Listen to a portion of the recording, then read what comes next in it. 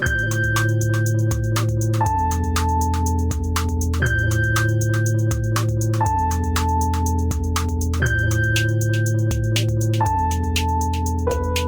right, everyone, welcome back. This is the end of the world. Michael and Stu.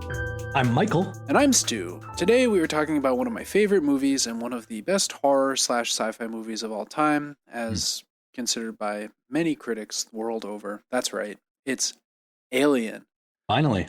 1979, directed by Ridley Scott, based on a script by Dan O'Bannon, I believe is his name. And yeah, it's just an all-time classic, which Michael had actually never seen in its totality. Yeah, we talked about this a bit. It's been on. Yeah, you've seen parts. Yeah, but it definitely would have been when I was very young, and I guess I always retained the gist from its place in the cultural. Yeah, I mean, it's in Spaceballs. Like it's pretty inescapable. So I'm looking forward to talking about that. But before we do that, we're going to talk more about the Charlie... No, I'm just kidding. We are not going to talk about that anymore until any more relevant information emerges. We're putting a lid on that. And instead talking about an even happier topic. That's right. Yeah. It's the new news that just came out this afternoon. I'm recording this on Monday the 22nd. And we have learned once and for all the cause of autism. And it turns out it was Tylenol all along. A very, very bad day for the folks at Tylenol. Can you imagine? Yeah, Johnson & Johnson, right? First you got the Tylenol murderer back in the 80s, poisoning all those folks, and now... It is another classic case of, like, the weird scenario that Trump often puts one in, of, like, will anybody think of Johnson & Johnson? Yeah, I mean, we had Jimmy Kimmel earlier this week. Yeah, exactly. Jimmy Kimmel is back, though. It came for Kimmel, and I said nothing. They came for Johnson & Johnson, and still I was silent. That's right. They came for Jimmy Fallon, one assumes. And I cheered. No. So basically... He's got some good stuff. The beer pong bit. Yeah, the Red Sox movie, remember? Yeah, Fever Pitch with Drew Barrymore. Actually, a great book. Really? Nick Hornby. It's actually about football fan, a soccer fan. Oh, okay. But they converted it to be American, so hence it became baseball, the sport that Americans allegedly still like. And weren't they recording that when the Red Sox actually won the World Series too? Yeah, that's true. Ominous. Anyway, RFK and Trump appeared at a press conference. Did you have a chance to watch any of this press conference, Michael? I did. I saw some gems. I feel like Trump... particular favorite might have been Tylenol.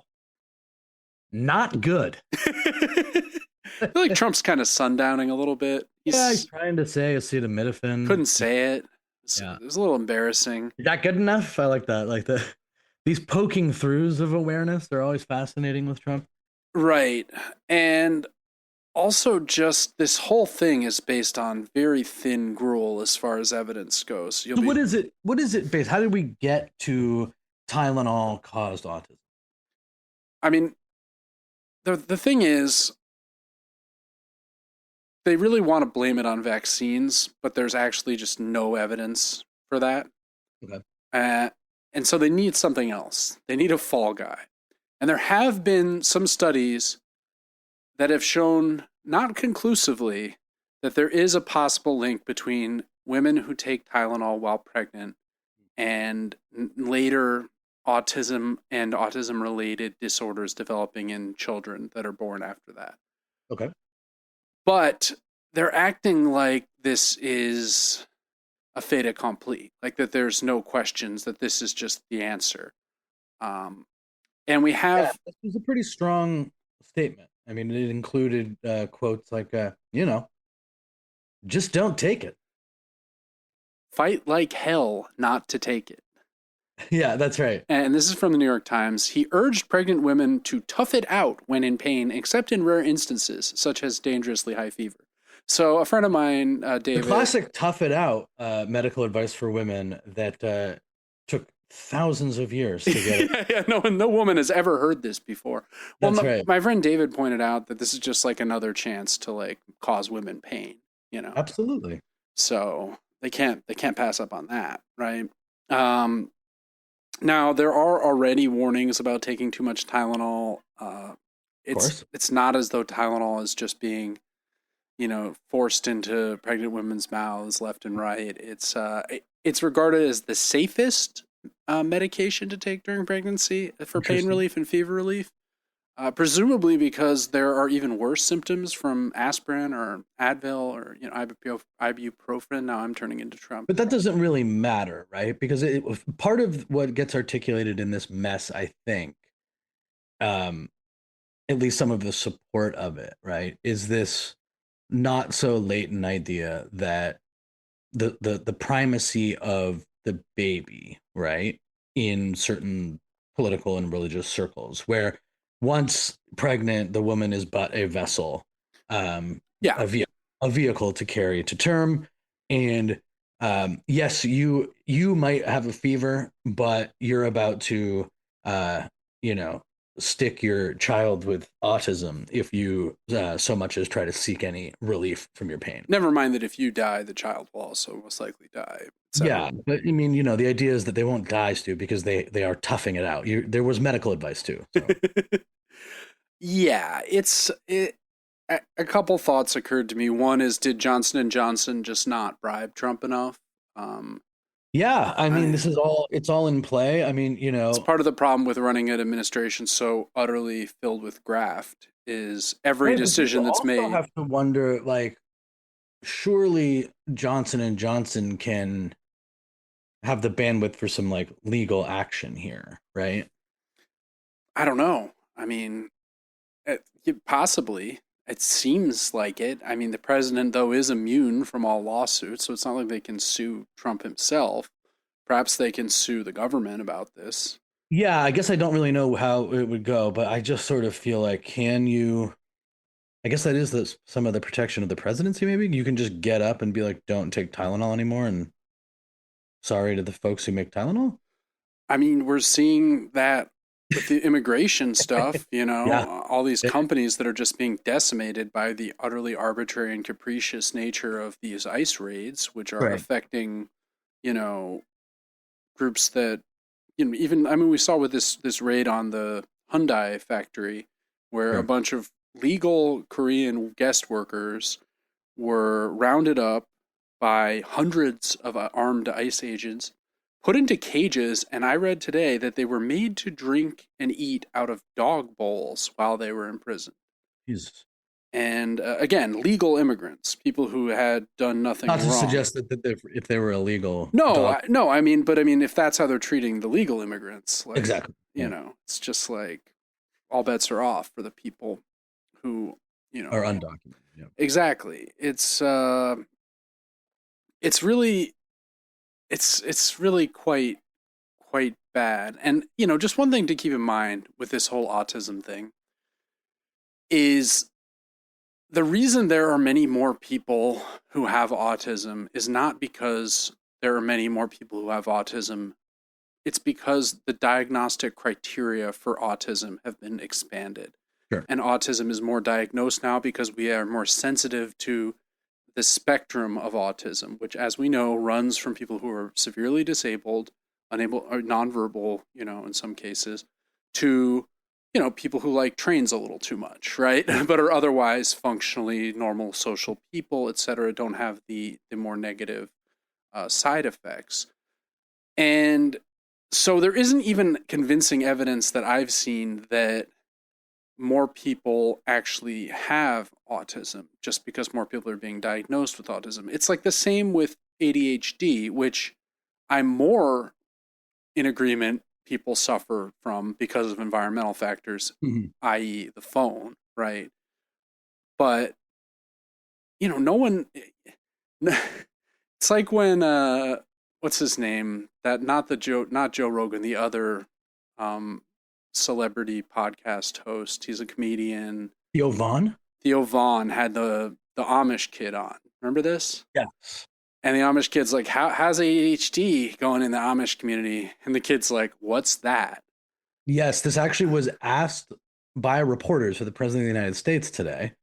A reporter said, I saw an Amish man from Minnesota on a podcast, and he said he'd never heard of this stuff. Oh my God. It's it's also a 16th century peasant hasn't heard of ADHD? Stop the presses. it also feels sort of a piece, right? Where like, you know, to sort of springboard off your explanation about autism and diagnostic capabilities, it's like these sort of capabilities require an expanded understanding of the human experience and an expanding space for people to have a full life and cater to those needs in order to make sure that people are taken care of. It's not completely dissimilar from the moral panic and scare around transgendered people, right? Yeah. This idea that many on the right have that there's been this sort of explosion of this stuff, as opposed to the fact that like there are thankfully just more avenues for people to express themselves, 100%. more avenues for the affirming care that they deserve. Medical And position on the whole issue has transformed over the last 50 right. years. And, you know, the idea that these people didn't exist before is just absolutely dehumanizing, right? That's right. It's that many of them had to live incredible lives of desperation, with very few outs to improve their situation. And ironically, now that we have them, it like creates this political mess, mostly because people can't even get beyond like, wait a minute, some people, I have to say they, right? No, I mean, it's very well said. I think it's quite similar. And there is a eugenic undercurrent to RFK's whole attitude, which is like these autistic people are a drain on society. You know, how far are we from T4, right? Like Theresienstadt 4, which was the Nazis' program to euthanize, execute people with mental disabilities like autism, like bipolar disorder, like schizophrenia, which was one of the trial runs before the war had even started for the Holocaust, right? With the idea that these people are just a drain on German society, so should be eliminated. Right. And, you know, when you hear RFK being like, I looked at the children's eyes in the airport, I can't do his voice. It's too horrible for human ears. And I see they're so mitochondrially deprived. I'm like, hold up, motherfucker. You're like, you can tell that someone's like mitochondria are affected by the way their eyes look. Like, that's the most insane thing anyone's ever said, bro. Like, what are you talking about? So, yeah, and again, like, you know, we talk about this a lot about like where does all this end up, and part of the fear that everyone has, this feeling of like what could, you know, just what point could this stuff get to, and like it's no mistake that so many of the positions that are carved out, you know, they're almost deliberately facile and specious, right? It's like once we're just making connections, we're just making stuff up. Right. And once we fully embrace a complete break from reality, then everything's at play because, you know, we can start saying, for example, like factors A through Z that were essential to like something like the Kirk moment, the Kirk assassination, right? They're like, all of these people are actually responsible. All these left-wing groups or what have you. Yeah, whether it was people who celebrated after were actually somehow responsible for what happened, but like before, you know, or all of the groups of influence that are now, you know, up at the chopping block to like this idea that the FBI is going to label transgender people extremists, you know, and once you're just every single day engaging in this, you know, and again, we don't want to romanticize the Republican and right of the past in the sense that like, no, they're awful. This break from reality has been going on our whole lifetime. Yeah, literally. But like you can still see, you know, I forget who said this to me. They had a great, I remember this, my friend said to me this one time, he's like, if incrementalism both worked and was what the Democratic Party believed in, things would be way better by now. Yeah. And it kind of applies here, right? That like the right and the actual extreme forces at play are expert in a form of incrementalism that the liberals and the center who claim for it to be the entirety of their political philosophy are not. And, you know, we have battles in the Democratic primaries where people are like, no, maybe we should get behind Warren. In a way, she's shifting the Overton window or something like that. Yeah. And now we're just like, a matter of years from maybe Mexico will pay for a wall to Tylenol creates autism. Yeah. Yeah. You know, and this is very effective. This is very effective. It's the same, like these were the processes that led to Roe v. Wade finally coming crashing down. It's true. Yeah, it's grim stuff. I don't have a lot of optimism that things are going to get better soon, though I am sensing some fatigue with the extremity of some of these positions they're staking out. Yeah, it's going to be a very, very interesting November. Because you do feel, whether, they obviously feel that things like the Kirk situation has facilitated this ramping up of the rhetoric. And they're kind of putting the population under a sort of stress test, I think. Yeah. And again, not to get too conspiratorial, like they're sitting around going like it's stress test time or anything like that. Right. But I think we will see in November, despite the continued fatuousness of the Democrats, what this one-sided stress test actually does. It will be quite interesting. I agree. So let's move on to a much happier film, sort of, Alien. So this is, in my opinion, the best movie Ridley Scott ever made. Of the dozens of films he's made in his life, he's, I think, in his 90s, and he continues to make movies, many of which are lauded but are kind of mid.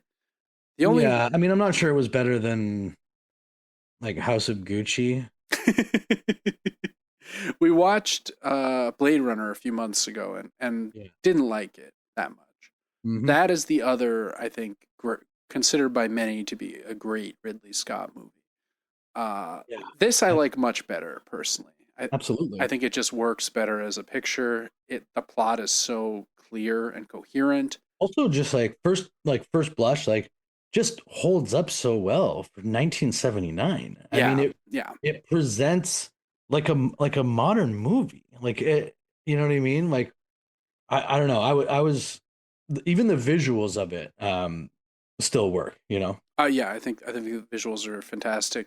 Some people prefer Aliens. I'm not among them. I think Aliens is a good movie, but kind of like what we said about Terminator versus Terminator 2. Aliens, also directed by James Cameron, coincidentally, which we'll cover at some point, is a bigger budget. There's even more cool practical effects, but I don't think it quite has the charm and the core of this movie. Absolutely not. I mean, that's the way I would probably describe it. I mean, it's a very charming horror sci-fi movie. That's right. So the film stars Tom Skerritt, Sigourney Weaver, Veronica Cartwright, Harry Dean Stanton, John Hurt, Ian Holm, Yaphet Kotto. Total murderer's row it's of just great character actors, right? Yeah. And also, of course, the alien, right? But the alien in this film is not yet known as the xenomorph, but this is the germ of the whole Alien franchise, which continues with the recent series Alien Earth, which you said you haven't been watching, but I have been, and I think it's pretty good. I'll talk about that at some point in the future, too. Okay. So the plot is basically, there's a commercial space vehicle. This is 100 and something years in the future from now. There is faster than light travel has been achieved.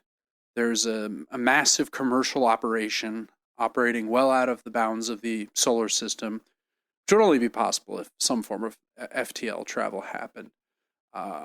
Our setting is the commercial towing vehicle Nostromo, and with its crew of 7, it's returning with 20 million tons of mineral ore. And at the start of the film, the crew are all in kind of suspended animation when all of a sudden they're woken up. Now, before we go further, just Nostromo, the name of the ship, probably an allusion to the greatest novel, in my opinion, of Joseph Conrad, Nostromo, which is about colonialism, essentially. It's about a Colombia-esque country. It's not Colombia, but it geographically clearly is. And there's a revolution, And this guy Nostromo is an Italian immigrant who's come there. Nostromo means bosun. It means like ship guy, basically, sailor. And he is like this very heroic figure. And he ends up saving, it's about like greed, because Nostromo ends up saving this huge load of silver that's going to be the kind of backbone of the new economy after independence. And in the end, his greed for the silver ends up causing his downfall. To skip over a lot of detail, it's actually it's a fully great novel. I mean, it's hilarious, it's deep, it's beautiful, and that has to be in the background of this, because this is a movie that is essentially about capitalism and greed over everything else, right? Yeah. Particularly greed over the lives of the workers, right? It's a pretty left-wing movie, I would say. Absolutely. So as you said already, the whole beginning is like when they're getting it laid out to them what has to happen. The very first thing is like it's all about that's on our labor contract, right? That's right. And you know, everything is so analog and cool looking. Like the machine, the living quarters are futuristic in a way that feels realistic to me. The engine areas they feel realistic also. You know, obviously there's some things that are, you know, a little anachronistic. They're all smoking in the spaceship, for one thing, which is hilarious. And the computers are giant, as they still were for the most part in the 1970s. Right. The miniaturization is not, you know, accurate, but come on. So the movie opens with all the characters in their pods, and there's like the way the camera moves around the ship, showing us the different areas. It feels like the alien is already present, right?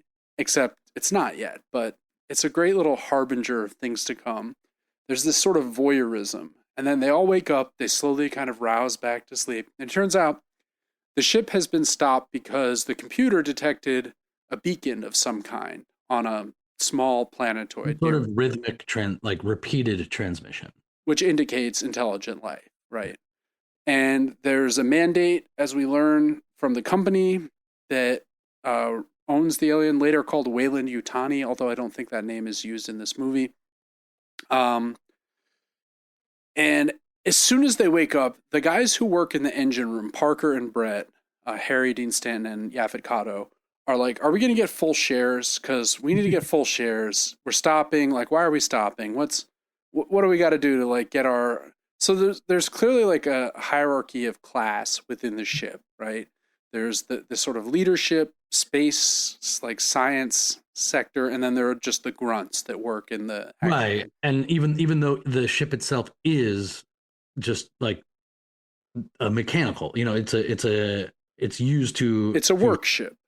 It's a work ship. So what's interesting, that one of the things that sort of stuck with me from the beginning is that the explanation for why they have to go is that there is this basically dictate that if there's a sign of intelligent life, you have to investigate it.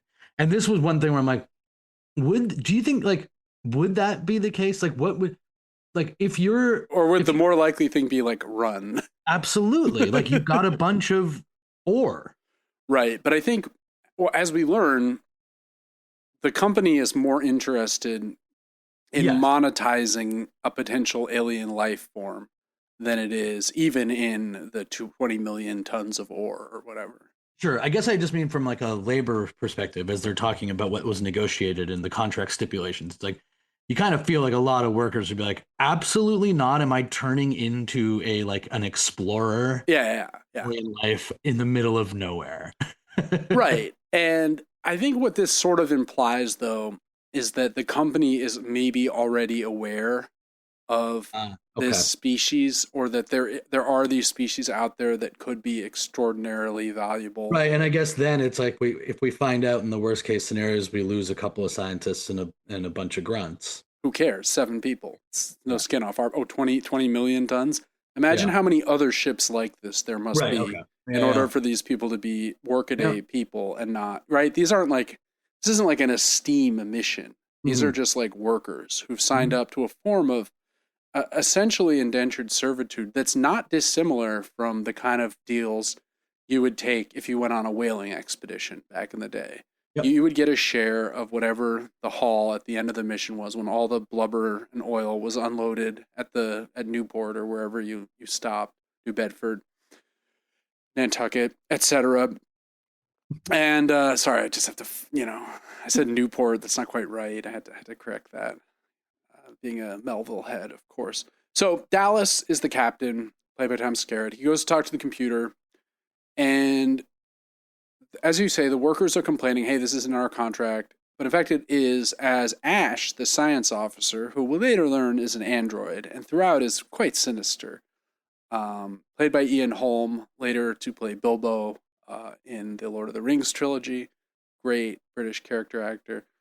They go off on they detach part of the ship to go down to the planetoid to investigate the signal. Of course, the ship is damaged in the landing, so they have to stay back and repair it for a time. But Dallas, the captain, Kane, and Lambert, they're two men and a woman. They go out to investigate the signal. Ripley stays on board with Ash and the grunts. The grunts are still angry about not getting a full share, and she's just like, shut up, guys. We've been diverted. I'm sure after we deal with this, you will be upgraded to a full share. Mm-hmm. Just like, leave me alone. They're working, meanwhile, with Mother. Ripley is working to decode the transmission. What does it say? Unfortunately, by the time it's decoded, it turns out it's not a distress signal. It's a like stay away signal. That's right. It's like leave us alone signal. By the time that's decoded, however, our three explorers have entered this alien ship, which is in this beautiful horseshoe shape. All of this is designed by the Swiss artist H.R. Geiger. Very iconic designs of it's amazing. Yeah, it looks fantastic. Yeah, and you see this dead, skeletal, sort of almost mummified giant alien at what is probably the console or the place to pilot the ship. He's referred to in the alien fandom as the space jockey. Oh, really? Yeah, and later he'll be called... There's some question as to whether or not he's the engineer from the later film Prometheus, but we'll get into that when we cover Prometheus, inevitably. Okay. Have you seen Prometheus? No. Oh, it's fun. Not quite as good as this, but still, I think it's pretty good. Anyway, there's a mysterious hole in the chest of the... Maybe you should take a note of that, perhaps, when exploring. Kane goes down into the body of the ship, where he encounters this long rows of these egg pods that are kind of pulsating and still very clearly alive. He can't resist the allure. They're almost like a flower petal. There's something very yonic about these eggs, except when the egg opens up, a creature bursts out, breaks through his faceplate, and knocks him unconscious. Wraps its little gross tail around his neck, and it's just kind of strapped to his face. These are what are referred to as the face huggers, right? Yeah.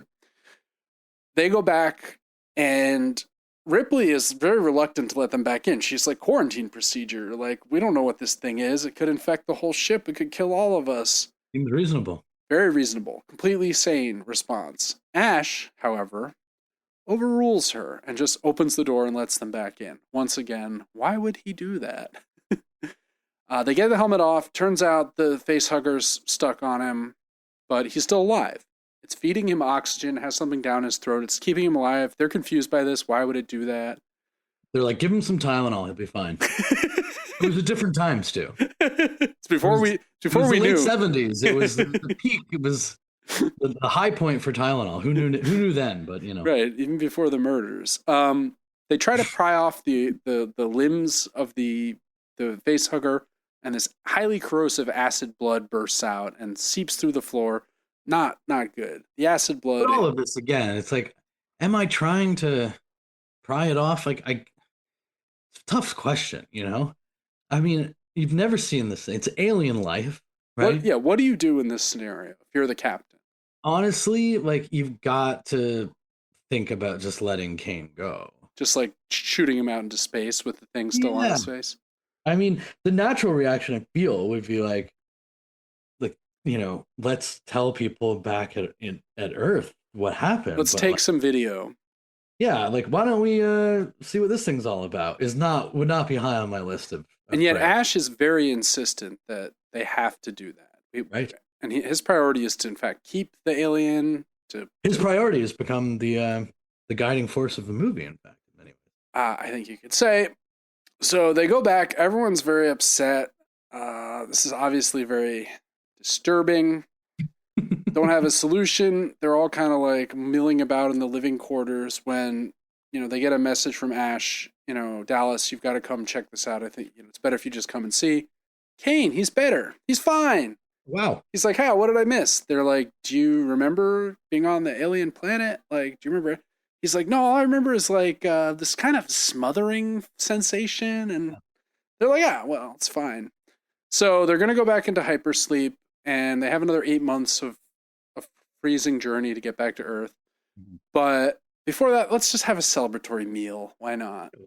And we've been through a lot. It's been a rough day, Ash, they find the alien body. It seems to be dead. Ash is like, we've got to preserve this, get the formaldehyde. He's again, his priority is the ship is also prepared. They can go back to the rest of the vessel. And his memory is a little foggy, but he's also very hungry. He starts really chowing. They're complaining about how awful the space food is. They want to, get back home and have some real burgers or whatever. And as he's just, the camaraderie has been restored. And then, well. Is Kane's feeling a little sick. Oh, he's probably been eating too fast, right? Yeah. Plus, he's been through a lot himself, right? Yeah. And then the great scene. I mean, this is one of the best scenes. And apparently the way they filmed this, they didn't tell the actors what was going to happen. Oh, really? Yeah. So some of the reactions I think Veronica Cartwright in particular, Lambert, her reaction when blood splatters on her from like one of the blood packs in his chest, she looks so authentically horrified. And apparently that was real. Today you'd get sued by the actors for doing that. I can't do anything anymore. Well, I'm sure that'll change now that RFK is on the job, right? In any case, this little creature bursts through Kane's chest and is just absolutely horrifying looking. It's very phallic, has a little mouth.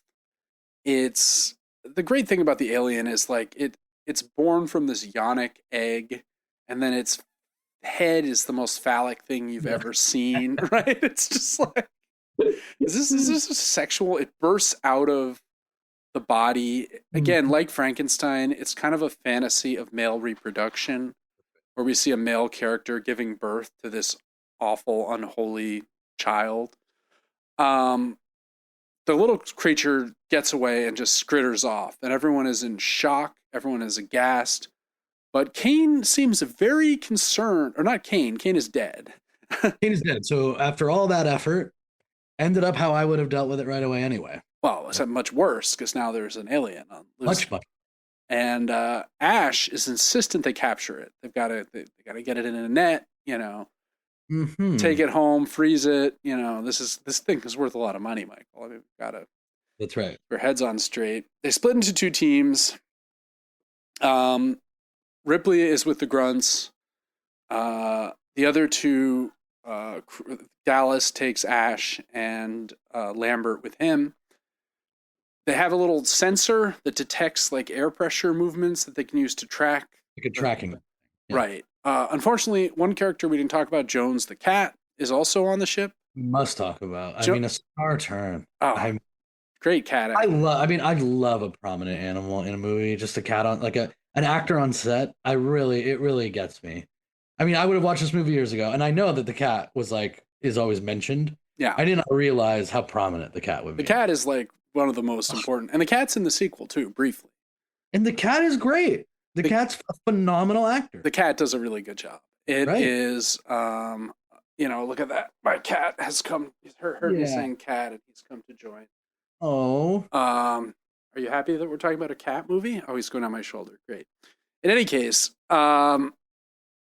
the they have the sensor, and the sensor is, in fact, detecting the cat that Ripley thinks she's about to find the little alien, but it's just Jonesy, the cat, who bursts out, and she's like, oh, it's Jones, damn.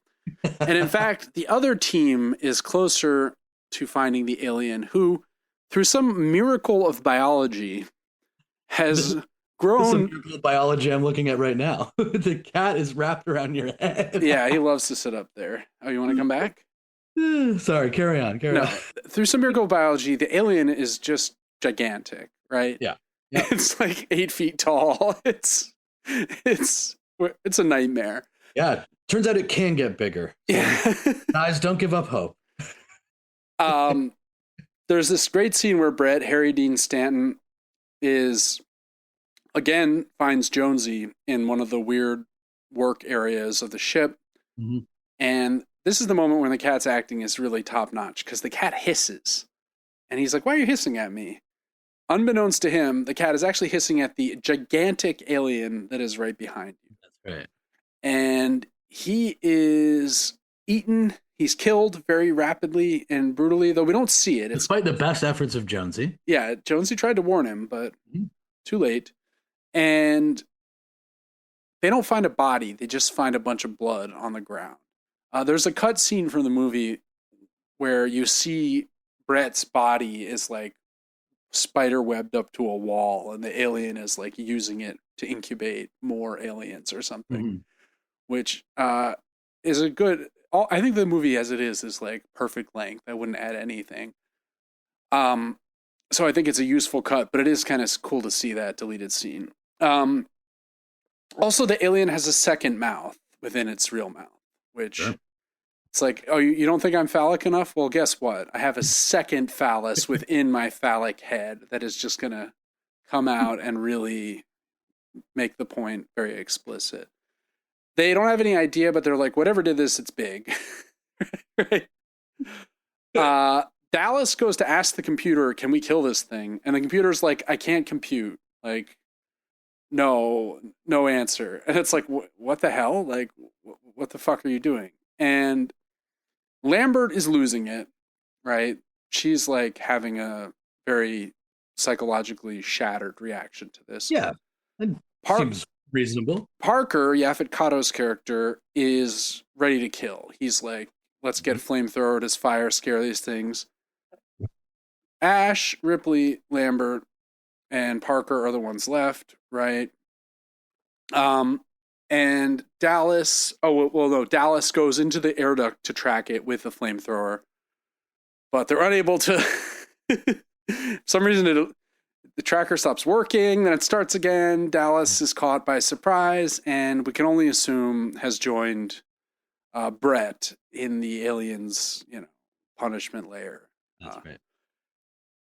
Everyone is really confused because Mother's not helping at all. Ripley's now in charge. She's like, I'm going to talk to Mother and figure out what the hell is going on. She overrides Mother somehow and learns that basically Mother's like, the crew's expendable. The priority here is like, get the alien home. And Ash, the science officer, is working with it. The next scene, Ash attempts to kill Ripley because he understands that she's onto him. This when he starts like bleeding, he's like white. Yeah, like a white blood starts coming out of his forehead, at which point we learn he's in fact an android. He's not even a real man. So let me ask you this. Yeah. When you originally watched this, was that a shocking moment for you, or? Oh yeah. Yeah, I was pretty surprised. Do you feel like you'd be surprised now? Because I didn't feel too surprised by the development. Yeah, I mean, if you watched it for the first time you're really paying attention, like. Yeah. I mean, androids are also such a big part of the Alien franchise. I mean, I guess the android thing maybe. Obviously, like, that there's something going on with Ash is pretty clear. That's very clear. But, in the sequel, Paul Reiser kind of plays that role as this scheming company. From Mad About You? The very same. He's in Aliens. He's the company man who's like, Of course he is. It's great. Reprising that old chestnut, huh, Paul? It's one of the best parts of the movie, actually, is his performance. In any case, just as Ash, who's very strong, being a robot, right, is about to kill Ripley. The other two bash Ash with a fire extinguisher or something, and his head is ripped off. And that's one of the only I want to say, brief aside. Yeah. I feel like Mad About You is a really good title for that show. I don't like the show, but I really love the double meaning there. Yeah. Yeah. You know? I mean, really I haven't seen it since 1995. But well, they're always quibbling, they're bickering, you know? Yeah. And it's Helen Hunt, right? Right. That's kind of her star turn before she became a movie star. That's right. Yeah, I kind of, I remember when they were relaunching it a few years ago. There were ads all over the all over the subway, rather. And I didn't know that. It was on some podunk network that doesn't even exist anymore. But they rebooted it, and I wasn't mad at it. I didn't watch it, of course, but I thought, oh yeah, Mad About You is back. Wow, isn't that nice? This is the problem. Like, people like you probably tested well in the focus groups, and then they went through with it, and then no one tuned in. Well, it was on literally like Tubi or something. It wasn't even on Tubi. It was on something way less cool than Tubi. Okay, we couldn't get Tubi, but we're still Tubi has said no. Tubi has passed. Tubi has passed. Not about two. Tubi, the service that has every terrible movie ever made. That's right. They have passed. So once they reconnect Ash has this kind of ominous. It's only one of the janky scenes where they cut from the doll head of Ash to the real guy's head coming through the floor, and you can kind of, but 1979 looks pretty good. And Ripley is like, "What about our lives, you son of a bitch?" And Ash is like, "It's a perfect organism. Its structural perfection is matched only by its hostility. I admire its purity." Right? So here we have capitalism reduced to just like, oh, we've discovered the ultimate killing machine in space. This was our goal all along. Fantastic.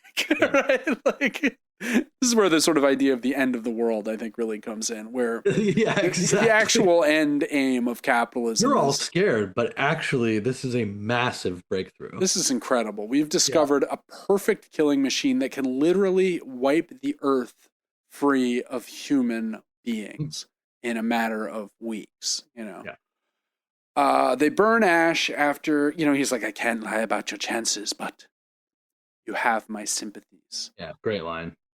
The alien is unclouded by conscience, remorse, or delusions of morality. It's the ultimate commodity, right? Yeah, that's right. That's right. So they burn Ash. They don't need him anymore. Ripley's like, "F this, we're going to blow up the ship." Like, I don't care if we can't all survive. We'll figure something out. There's got to be something. We're going to make a go of it. And they start to get as much coolant as they can for the shuttle. Perhaps they need more because there are more people. It's unclear. But she's still trying to save the cat. She realizes the cat. They go down. Lambert and Yaphet Parker go down into the belly of the ship to get more coolant, which is like, oh, you guys really shouldn't do that. And as Ripley's getting prepared, she realizes Jones, the cat. So she goes back to find the cat. She gets a little cat crate, which they have somehow. And he's very upset still, the cat. The cat is very skittish, almost like there's an alpha predator still loose on their ship. Which is, in fact, maybe not settled, says Jonesy. Yes. The alien corners Lambert, who is frozen in fear by the alien. And who wouldn't be? This is when we really see the second mouth coming out. The second mouth in this looks it doesn't look as good as it will look in the later movies. No, but I mean, I'm already like all the way there at this point. The movie's been so strong that it didn't really impact me at all. And it's genuinely terrifying, the idea of being confronted by this alien. Parker, Yaphet Kotto, tries to save her, of course, is killed by the alien, as is Lambert.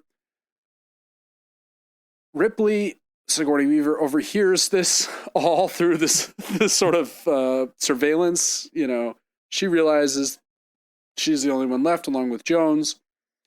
And basically, she's trying to get back to the escape pod.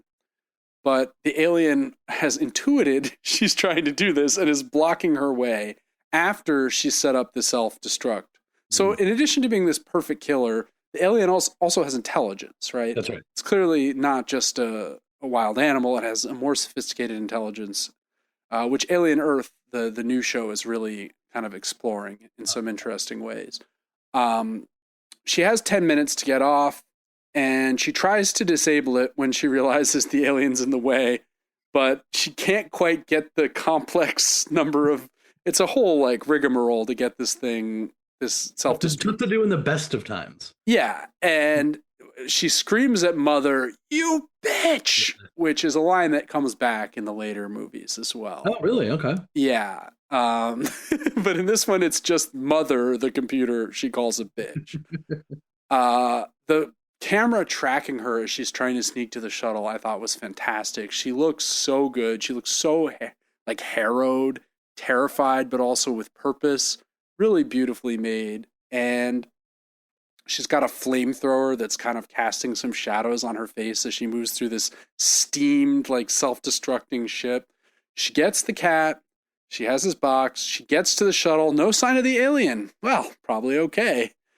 They detach. They get away. And the ship blows up. Wow, that was a close call. Good thing the alien blew up in the ship. And she's like, me and my cat. She's like, I got you, motherfucker. But the cat still seems uneasy. She sets the cat down in the pod and luckily closes the pod while the cat's in there. And as she's like gathering up her things, she's in her underwear. She's literally getting ready to go back into suspended animation. She notices this weird thing that's, oh my God, it's the head of the alien. No, the alien is on the pod. Of course, because of course it is. She ends up slipping into a spacesuit very subtly. Something a little less comfortable in this case. Yeah, exactly. And she blows the door, sending the alien out, which she shoots with a grappling hook. The alien's like even hanging on to the you're just like, oh my God. Like a harpoon, right? Yeah, like a grappling hook harpoon with a line on it. So the alien's like dangling after the ship. She closes the door again.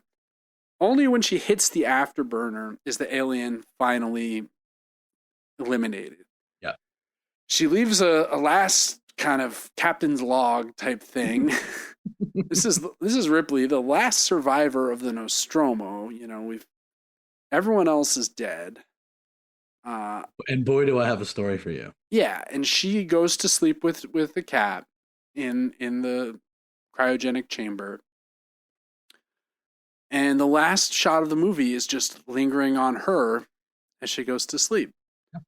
And we'll pick up in Aliens, you know, when she wakes up, which is not as soon as she would have anticipated. Interesting. Well, we should do that one soon, maybe. Yeah, well, I'm a fan. I like it. So any final thoughts on Alien? No, I mean, I went in with extremely high expectations because of you. And yeah, it's a rarity, right? That we give the 4 thumbs up, I guess. Yeah, I would say this is it's one of the best movies we've done. Absolutely. The pacing of it's really good. The tension is good. The class dynamic stuff is good. It's a more sophisticated view of the future. It's not an idealized future at all. It's in fact, it seems like quite a dystopic future where in order to make a living, people have to pledge years of their life in suspended animation sleep, right, going to the ends of the galaxy to gather ore. And along the way, you might just encounter a dreadful alien. And that way, I would say... In that case, our hands are tied. Yeah, no choice. You have to find the alien and bring it aboard. I would say this is one of the more accurate visions of the future. Or not accurate, but realistic, right? Like, I could see a future where this kind of thing is happening. 100%. As opposed to the more, oh, everyone's living in a dome city and no one has a job and it's just, we can celebrate life and work on art. It's like, yeah, that'll definitely happen. All right. Well, great to revisit. We don't have a film or topic selected for next week. No. But I'm sure whatever it is, it will be great. We'll tease it out. Oh, yeah. We'll post a bunch of things that allude to what it is. That's right. I think that's right. As we always do. Yep. But in the meantime, if you like the show, you can follow us on the podcatcher of your choice. If you really like the show, you can leave us a rating and or review on said podcatcher. You can also follow us on Instagram at The End of the World WMS, where we post ideally amusing reels from each week's episode. I'll probably just post the reel of the cat climbing on me this week because I mean, it feels apt. It's always nice to have a guest, especially when we're talking about a movie featuring a cat. Our own honorary Jonesy for the week. That's right, little Zimbra. All right, so this is really fun, and can't wait to talk about whatever it is we are talking about next week. Wait to find out what evils Advil has wrought on me. I'm afraid Aleve is the cause of all cancer. They got to Aleve. Until then, this has been The End of the World with Michael and Stu. I'm Michael. And I'm Stu, and we'll talk to you real soon.